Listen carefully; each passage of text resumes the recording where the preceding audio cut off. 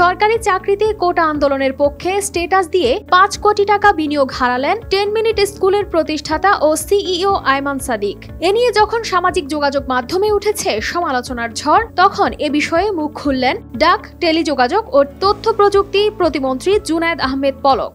10 minute স্কুলের জন্য ৫ কোটি টাকার যে বিনিয়োগ প্রস্তাব ছিল সেটা আজকে সকালে আমরা বাতিল করেছি, সেটাই আমরা জানিয়েছি। এর আগে মঙ্গলবার সকাল 11টায় 10 মিনিট স্কুলের জন্য ৫ কোটি টাকার বিনিয়োগ প্রস্তাব বাতিল করার বিষয়টি ফেসবুকে পোস্ট দিয়ে জানান প্রতিমন্ত্রী।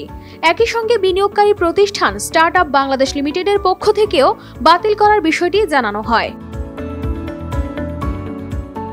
কি কারণে বিনিয়োগ প্রস্তাব বাতিল করা হয়েছে সাংবাদিকরা জানতে চাইলে প্রতিমন্ত্রী পলক বলেন, 10 মিনিট স্কুলের যে ৫ কোটি টাকার বিনিয়োগ প্রস্তাব ছিল এটি স্টার্টআপ বাংলাদেশ লিমিটেড বাতিল করেছে, কিন্তু বাতিল কেন করা হয়েছে বা কেন করা হবে না এ বিষয়টি বিনিয়োগকারী প্রতিষ্ঠান প্রকাশ করতে পারে না। আমরা সেখানে বিনিয়োগ করি কিংবা না করি, আমরা তাদের ভেতরের যে তথ্যপাত্য বা তাদের সাথে যে নেগোসিয়েশন হয় এটা আমরা কোথাও প্রকাশ করতে পারি না।